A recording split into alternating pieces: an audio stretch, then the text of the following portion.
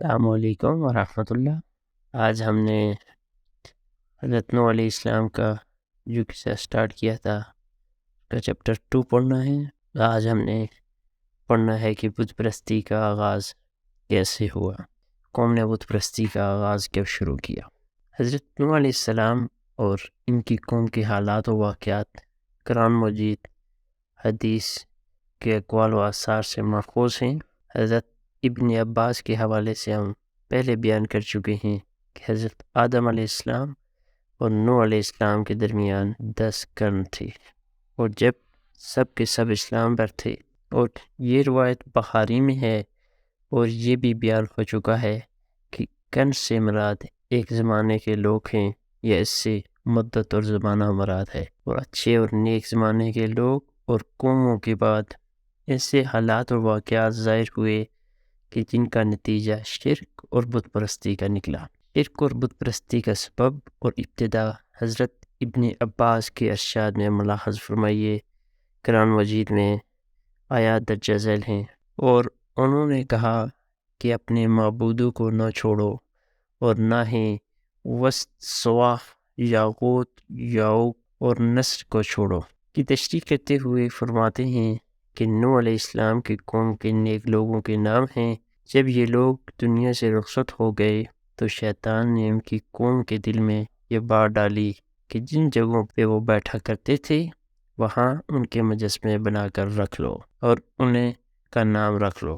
انہوں نے ایسا ہی کیا اور ان کی عبادت اور پوجا نہیں کی تھی۔ جب یہ مجسمے بنانے والے لوگ ہلاک ہو گئے اور علم اٹھ گیا تو ان بتوں اور مجسموں کی پوجا پاٹ شروع ہو گئی۔ حضرت ابن عباس فرماتے ہیں کہ قوم نوح والے بت پرست بعد میں عرب کے اندر پھیل گئے، اور اسی طرح فرمایا ہے کہ حضرت اکرمہ، قتادہ اور محمد بن اسحاق رحمۃ اللہ تعالیٰ نے ابن جرید اپنی تفسیر میں فرماتے ہیں کہ یہ جب حضرت آدم اور نوح کے درمیانی زمانے کے لوگ تھے، ان کے بہت سے معتقدین، بہت سے پیروکار تھے۔ جب یہ لوگ فوت ہو گئے تو ان کی اتباع کرنے والوں نے سوچا کہ اگر ہم ان بزرگوں کی تصویر بنا کر اپنے پاس رکھ لیں تو ان سے ہمارا عبادت کا شوق زیادہ ہو جائے گا، کیونکہ اس سے ان کی یاد ہمارے ذہنوں میں تازہ رہے گی۔ تو یہ سوچ کر انہوں نے اس نیک لوگوں کی تصویریں بنا لی۔ پھر جب وہ فوت ہو گئے تو اس کے بعد والے لوگوں کے پاس ابلیس آیا اور کہنے لگا، تم سے پہلے لوگ ان کی عبادت کیا کرتے تھے اور اسی وجہ سے ان پر بارشیں برستی تھی۔ تو ابلیس کے کہنے پر بعد والے لوگوں نے بھی ان کی عبادت شروع کر دی۔ حضرت عروہ بن زبیر فرماتے ہیں کہ ود، یاغوث، یعوق، نصر حضرت آدم علیہ السلام کی اولاد تھے، اور ود ان سب سے بڑا تھا اور زیادہ نیکوکار تھا۔ ابن ابی حاتم نے اپنی سند سے ذکر کیا ہے کہ ابو المطر نے فرمایا کہ لوگوں نے ابو جعفر باقر کے ہاں یزید بن عبد المہلب کا ذکر کیا، اور آپ نماز میں مصروف تھے۔ جب نماز سے فارغ ہوئے تو لوگوں سے سوال کیا کہ تم نے یزید بن عبد المہلب کا ذکر کیا ہے؟ وہ ایک جگہ قتل ہوئے ہیں جہاں سب سے پہلے غیر اللہ کی عبادت کی گئی۔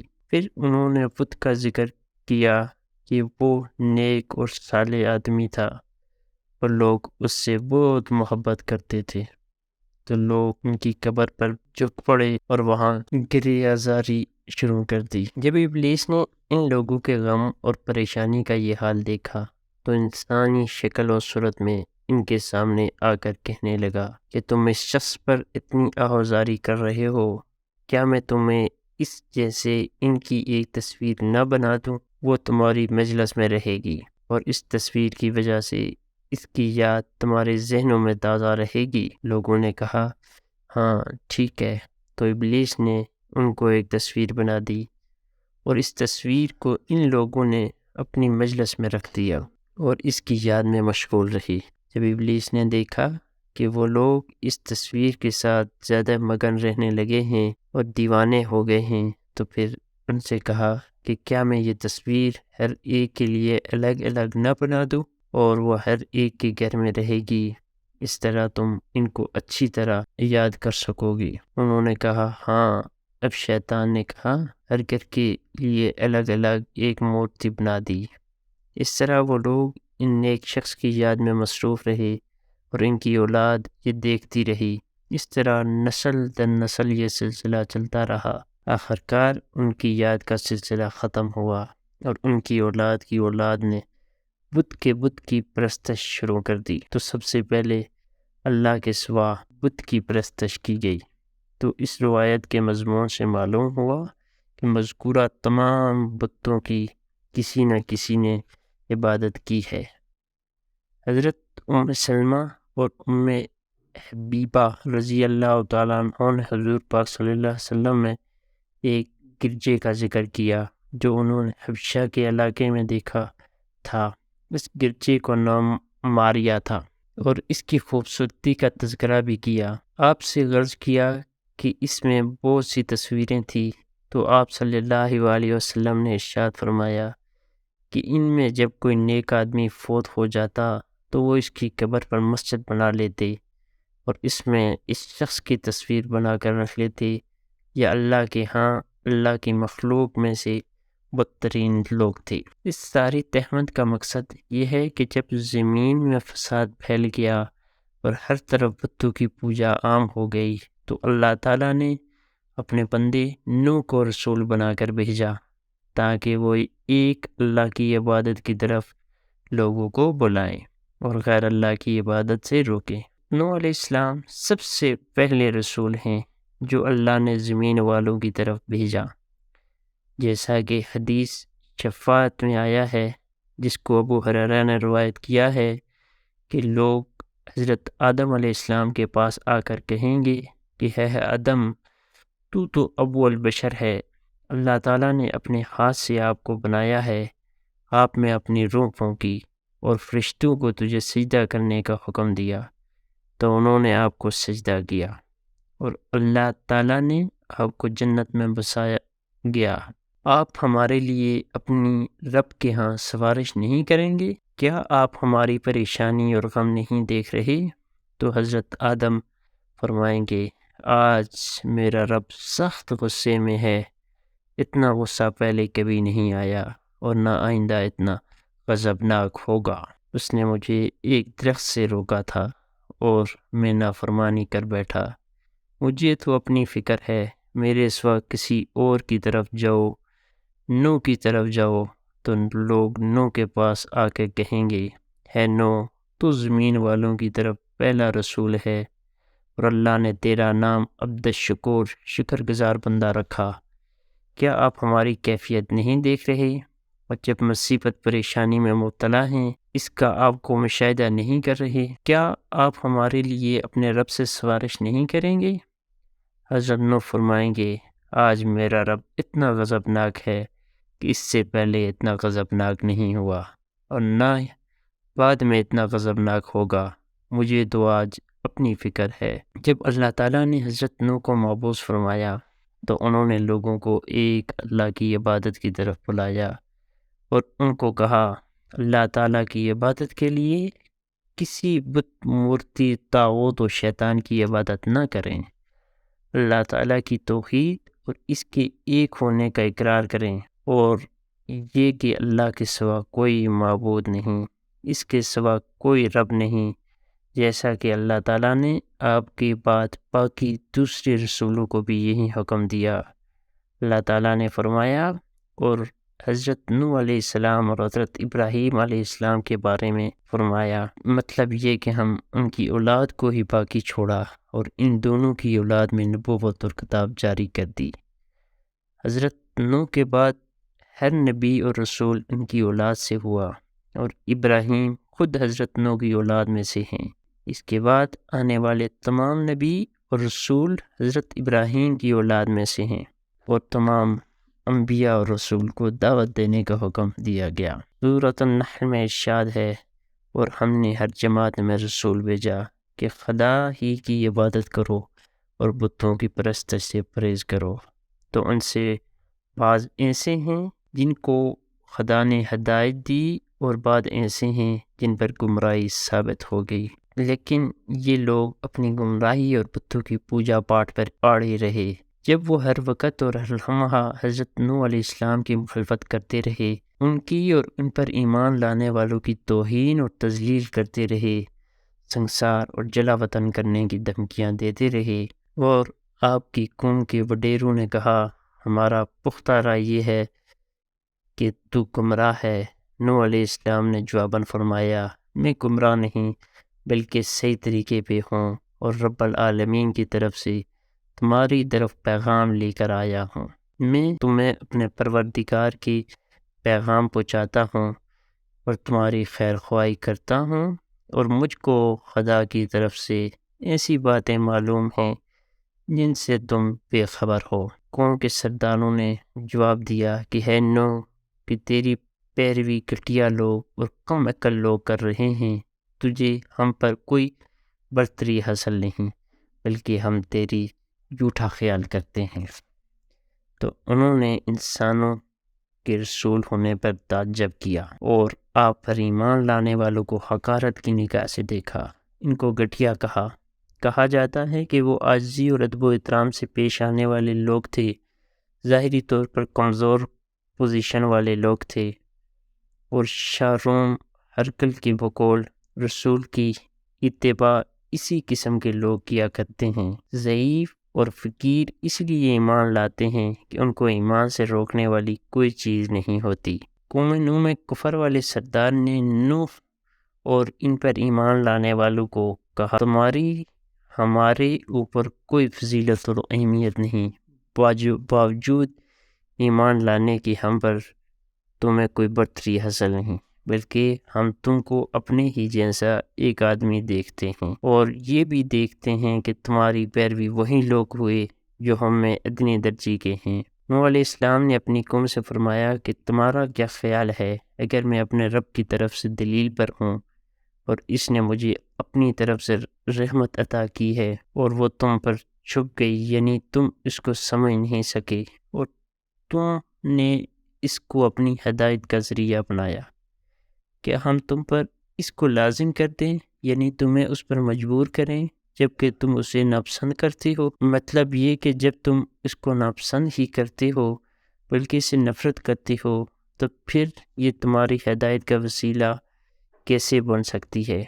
اور ہے میری قوم، میں اس پر تم سے اور اس کا کوئی معاوضہ و نصرت طلب نہیں کرتا، میرا اجر و ثواب اللہ کے ذمہ ہے، یعنی میں اپنی دعوت اور تبلیغ پر تم سے دنیاوی فائدے کا طالب نہیں ہوں، میں نے اس کا ثواب و اجر اللہ تعالیٰ سے لینا ہے، اور جو اللہ کے پاس ہے وہ زیادہ بہترین اور پائیدار ہے۔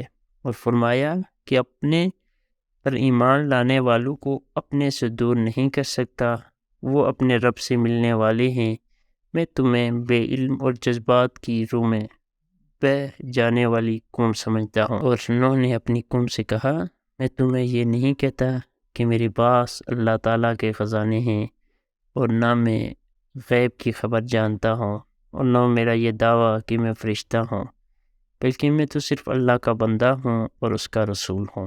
میرے پاس وہی علم ہے جو کچھ مجھے اللہ نے دیا ہے، اور قدرت اور طاقت بھی صرف اتنی ہے جتنی مجھے اللہ نے دی ہے، اور نہ میں اپنے لیے نفع و نقصان کا مالک ہوں، میرے پاس وہی ہے جو اللہ نے دیا ہے، اور جن پیروکاروں کو تم حقیر سمجھتے ہو میں ان کے بارے میں یہ نہیں کہہ سکتا اللہ تعالیٰ ان کو خیر و بھلائی ہرگز عطا نہیں کرے گا، ان کے دلوں کا حال اللہ تعالیٰ خوب جانتے ہیں، اگر میں ایسا کہوں گا تو میرا شمار بھی ظالموں میں ہوگا، یعنی میں یہ گواہی نہیں دیتا کہ ان کے لیے اللہ کے ہاں کوئی بھلائی نہیں ہوگی، ان کو اللہ تعالیٰ خوب جانتا ہے۔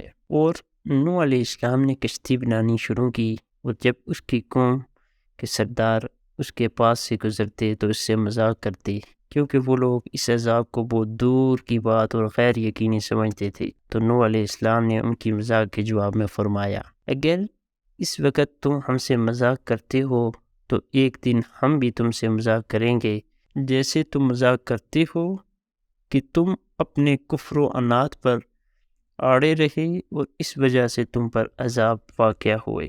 پس تم کو جلد معلوم ہو جائے گا کہ کس پر عذاب آتا ہے جو اسے رسوا کرے گا اور کسی پر ہمیشہ کا عذاب نازل ہوتا ہے۔ حضرت ابو سعید سے روایت ہے کہ رسول پاک صلی اللہ علیہ وسلم نے فرمایا، قیامت کے دن نوح علیہ السلام اور ان کی امت آئے گی۔ اللہ تعالیٰ نوح علیہ السلام سے فرمائیں گے کہ ہے نوح، کیا تو نے میرے پیغامات اپنی قوم تک پہنچائے تھے؟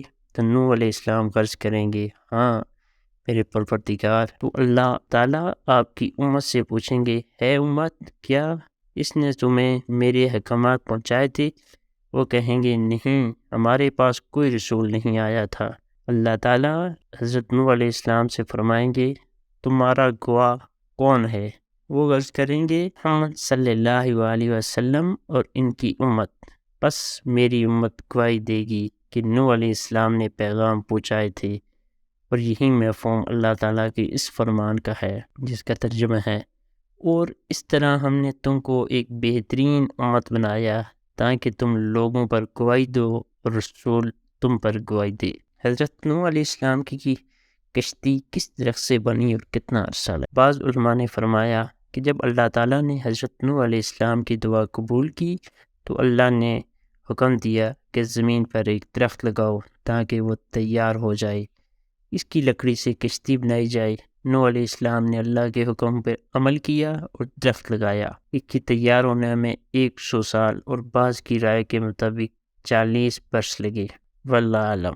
حامد بن اسحاق سوری سے بیان کرتے ہیں کہ وہ کاغوان کی لکڑی تھی، اور بعض کہتے ہیں وہ صنوبر کے درخت کی تھی، اور تورات میں دوسرے قول کے مطابق صراحت ہے۔ امام سوری فرماتے ہیں کہ اللہ تعالیٰ نے حضرت نوح علیہ السلام کو حکم دیا کہ اس کی لمبائی 80 ہاتھ بنائی جائے اور اس کے اندرونی و بیرونی حصوں پر تارکول لگایا جائے، اور اس کے سامنے والا حصہ اوپر اٹھا ہونا چاہیے تاکہ وہ پانی کو چیر سکے۔ حضرت قتادہ فرماتے ہیں کہ اس کی لمبائی 200 ہاتھ اور چوڑائی 50 ہاتھ تھی، اور تورات میں بھی یہی ہے۔ اور حضرت حسن بصری فرماتے ہیں کہ اس کی لمبائی 600 فٹ تھی اور چوڑائی 300 ہاتھ تھی۔ حضرت ابن عباس فرماتے ہیں کہ اس کی لمبائی 1200 ہاتھ اور چوڑائی 600 ہاتھ تھی، اور ایک قول یہ بھی ہے کہ لمبائی 2000 اور چوڑائی 100 ہاتھ تھی۔ سب اہل رائے کہتے ہیں کہ اس کی بلندی 300 ہاتھ تھی، اور وہ کشتی 3 منزلوں والی تھی۔ ہر منزل 10 ہاتھ اونچی تھی۔ نچلا حصہ چوپایوں اور جنگلی جانوروں کے لیے تھا، درمیانی حصہ انسانوں کے لیے تھا، اور سب سے اوپر والا حصہ پرندوں کے لیے مخصوص تھا۔ اس کا دروازہ چوڑائی کی جانب تھا، اور اس کو اوپر سے ایک ڈھکن سے مکمل طور پر بند کر دیا گیا۔ اللہ تعالیٰ نے فرمایا کہ نوح علیہ السلام نے دعا کی، جس کا ترجمہ ہے میرے رب میری مدد فرما، کیونکہ انہوں نے مجھے جھٹلایا ہے، کہ حکم کے مطابق اور ہمارے سامنے کشتی تیار کرو تاکہ ہم درست کام کرنے پر ساتھ ساتھ تیری رہنمائی کرتے رہیں۔ پس جب ہمارا حکم آئے اور تندور جوش مارنے لگے تو ہر چرند پرند اور جانور میں سے ایک جوڑا کشتی میں سوار کر، اور اپنے گھر والوں کو بھی، مگر جن کے متعلق ہمارا فیصلہ پہلے ہو چکا ہے، ان کو سوار نہیں کرنا، اور ظالموں کے بارے میں مجھ سے بات نہ کرنا، یقیناً وہ ڈبو دیے جائیں گے۔ یعنی اللہ تعالیٰ نے پہلے حضرت نوح علیہ السلام کو بتایا تھا کہ جب میرے حکم کے مطابق عذاب طوفان کا آ جائے تو ہر قسم کے حیوانات میں سے ایک ایک جوڑا اور کھانے کی مناسب چیزیں کشتی میں سوار کر لینا تاکہ نسل قائم رہے۔ ساتھ ہی اپنے گھر والوں کو بھی سوار کر لینا، جس کے بارے میں اللہ فیصلہ کر چکا ہے، یعنی جو کافر ہیں تو ان پر تیری دعا نافذ نہ ہوگی۔ اللہ کا عذاب ان کو اپنی لپیٹ میں لے گا، ان سے عذاب ٹل نہیں سکتا۔ اور ساتھ ہی ساتھ اللہ تعالیٰ نے یہ حکم بھی دیا کہ جب میری طرف سے عذاب نظر آ جائے تو کافروں اور ظالموں کے بارے میں مجھ سے کوئی بات نہ کرنا۔ تندور سے کیا مراد ہے؟ جمہور کے مطابق اس سے روئے زمین مراد ہے، یعنی زمین کے تمام اطراف نے پانی باہر نکالنا شروع کر دیا، حتیٰ کہ تندور جو کہ آگ کی جگہ ہوتی ہے اس سے بھی پانی جوش مارنے لگا۔ اور حضرت ابن عباس فرماتے ہیں کہ تندور ہند میں ایک چشمہ ہے، امام شیعی نے کہا کہ کوفے میں ایک چشمہ ہے، قتادہ نے کہا کہ جزیرے میں ایک چشمہ ہے، حضرت علی نے کہا تندور سے مراد صبح کا چمکنا اور روشن ہونا مراد ہے، یعنی صبح کے وقت ہر چیز کا جوڑا جوڑا کشتی میں سوار کر لینا، لیکن یہ قول نہایت غریب ہے۔ اور اہل کتاب کی رائے یوں ہے کہ جن جانوروں کا گوشت کھایا جاتا ہے اور ان میں سے ہر ایک کے 7 جوڑے اور ان کے علاوہ باقی جانوروں سے ایک ایک جوڑا اپنے ساتھ کشتی میں سوار کرنا۔ بعض لوگوں نے ذکر کیا کہ حضرت ابن عباس نے بھی یہی فرمایا کہ سب سے پہلے پرندوں میں کشتی میں طوطا سوار ہوا اور جانوروں میں آخری جانور گدھا داخل ہوا، ابلیس گدھے کی دم پکڑ کر کشتی میں سوار ہوا۔ تفسیر ابن ابی حاتم میں ہے کہ حضرت یزید اپنے والد سے روایت کرتے ہیں کہ جب نوح نے کشتی میں ہر قسم کے جانوروں کا ایک ایک جوڑا سوار کر لیا تو آپ کے ساتھیوں نے کہا ہم کیسے مطمئن ہو سکتے ہیں، یا یوں کہا کہ ہمارے جانور کیسے پرسکون ہو سکتے ہیں جبکہ ہمارے ساتھ شیر بھی ہے۔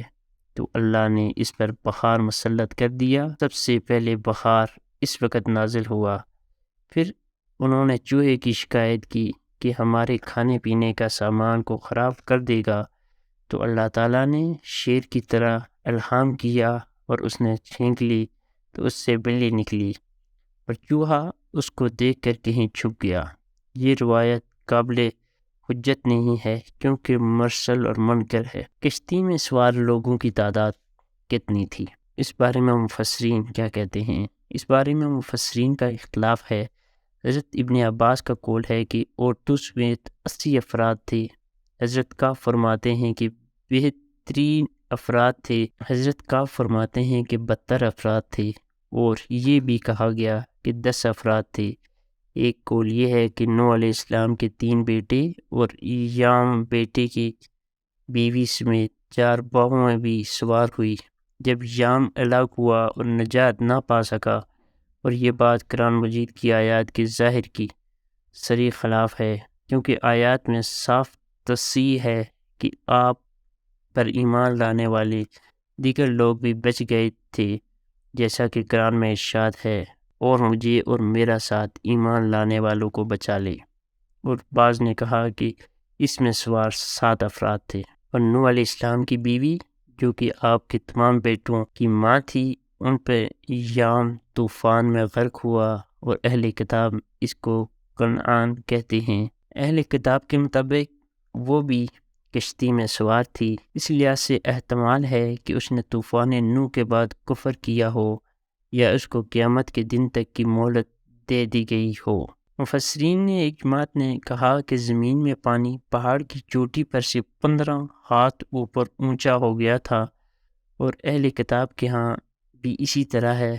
بعض لوگوں نے کہا ہے کہ 80 ہاتھ اونچا ہوا، اور اس نے زمین کے طول و عرض، نرم و سخت پہاڑی، میدانی، ریتیلے ہر قسم کے علاقوں کو گھیرے میں لے لیا، اور روئے زمین پر کوئی آنکھ حرکت کرنے والی باقی نہ رہی، اور نہ چھوٹوں یا بڑوں میں سے کوئی زندہ رہا۔ حضرت امام مالک نے زید بن اسلم سے نقل کیا ہے کہ اس زمانے کے لوگوں نے میدانی اور پہاڑی علاقوں کو بھرا ہوا تھا، اور زید بن مسلم کہتے ہیں کہ زمین کے ہر ٹکڑے اور علاقے کو کوئی نہ کوئی مالک و نگہبان موجود تھا۔ اور نوح علیہ السلام نے اپنے بیٹے کو پکارا جبکہ وہ الگ تھلگ تھا، اے میرے بیٹے ہمارے ساتھ سوار ہو جاؤ اور کافروں میں نہ ہو۔ اس نے جواب میں کہا کہ میں ابھی پہاڑ سے جا لگوں گا، وہ مجھے پانی سے بچائے گا۔ نوح علیہ السلام نے فرمایا آج خدا کے عذاب سے کوئی بچانے والا نہیں، اور نہ کوئی بچ سکتا ہے مگر جس پر خدا رحم کرے۔ اتنے میں ان دونوں کے درمیان لہر حائل ہوئی اور وہ ڈوب کر رہ گیا۔